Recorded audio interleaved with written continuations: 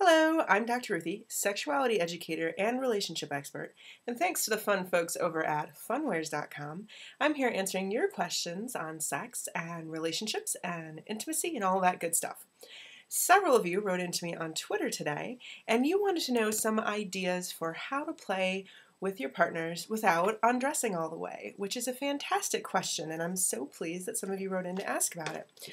So let's talk a little bit about sex with your clothes on. Why would you even want to do that? Well, there's lots of good reasons. And some of them might be that it's fun to be a little bit sneaky. Perhaps it harkens back to younger years when you were just exploring illicitly with your sweethearts in high school or whatever age you happen to be then. Maybe just yesterday, who knows? So it's fun to be a little bit sneaky like that. It feels naughty to have these barriers on and work around them with your sweetie. It's a lot of fun. Anything that brings spice or a little bit of change into your relationship and your love life is a good idea to think about, right? It also can bring about a lot more foreplay. So when we have stuff in the way covering up the main parts that we usually zoom to on the menu, it gives us the chance then to explore each other in a foreplay sort of fashion, to touch the areas that are more readily exposed by the clothing, and to work our way more slowly to the areas that are less readily exposed by whatever you happen to keep on wearing.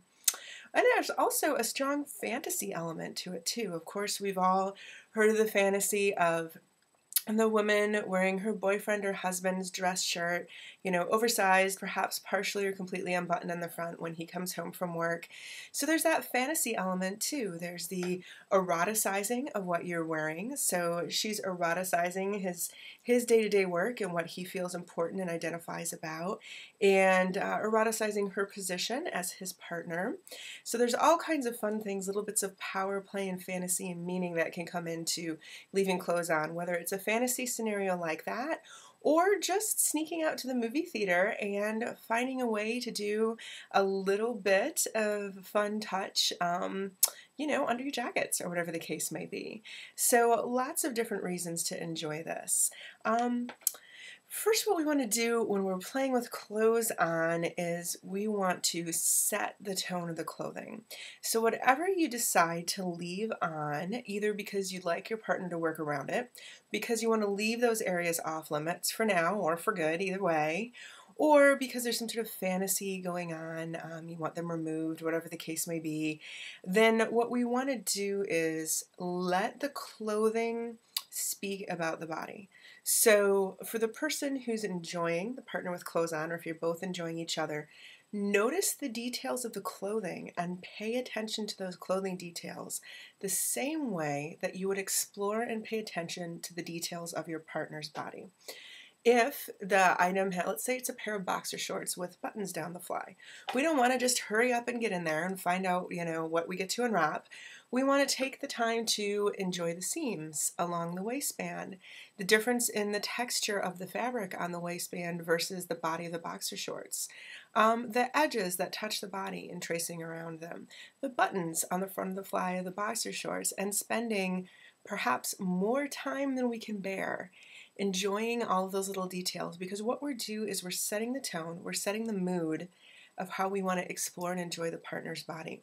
So sort of like when I talk about dirty talk, and I encourage you to begin by describing something central like a strawberry, and then saying, and by the way, as I'm describing this luscious strawberry and all of its many senses that it's awakening in me, I'm thinking of you. It's the same sort of thing with playing over and around clothing. There is the implication that the way you're exploring the clothing and tantalizing yourself and your partner with the clothing is how you're going to move on to exploring the partner, so it becomes a very symbolic activity. No need to rush through when you can have all that seduction going on, right? Okay, so setting the tone with the clothing like the details of the body. Only remove what is necessary and do it slowly. It can be very sexy to enjoy each other without ever removing all the clothing, either because there's certain acts that you don't necessarily want to participate in, or because you want to spice it up and make a little bit of a fun challenge for your partner. Whether you're looking to spice it up and make a challenge or whatever the case may be, we want that clothing to come off slowly and at a minimum. Does it really need to be removed? Even if you want to go for every sex act that you can imagine, you can still leave some clothing on there because that can add to the fantasy and the fun of it. So only remove what's necessary and do it as slowly as you can. Each time something is removed, or unbuttoned, or opened, or lowered, or raised, or whatever the case may be, re-explore all those areas to set that tone with the garment again. Remember, that's part of the foreplay and the seduction. And also remember that the whole point is not necessarily to have intercourse. Playing with clothes on is a great way to remind ourselves that sex is a lot more than intercourse. And sometimes, for some folks, it's a lot better than intercourse. There's other activities that, statistically speaking, most people enjoy a little bit more than intercourse. So why not use this kind of fun fantasy activity as a way to connect with those other ways that bring you just as much pleasure, if not more, than intercourse? Okay, eroticize the plot of the clothing or the imbalance of the clothing. And what I mean by imbalance is one person wearing more than the other person's wearing, or removing or opening more than the other person is. What is the type of outfit that the person is wearing, and what is your setting or your fantasy setting? So if you're teasing each other under the lap blanket in the living room while you're watching a movie, eroticizing that with little bits of whispers, with that kind of secret body language and glances back and forth, with teasing little tickles that make the other person want to giggle, but they're not supposed to make the noise. Play into your atmosphere and setting with your clothing as well. If it's a different kind of fantasy where one partner is fully clothed and the other person isn't, that can have a lot of fun kind of power imbalance in it and things like that.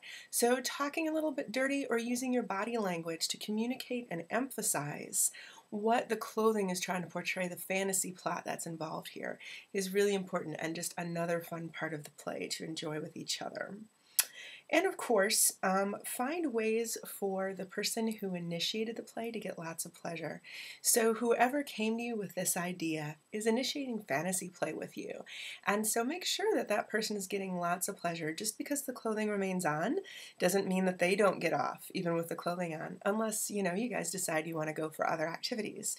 So remember, this can go as far or as not far as you'd like it to go, but it should be a very pleasurable experience for all involved, and clothing on need not get in the way of that kind of pleasure for both of you.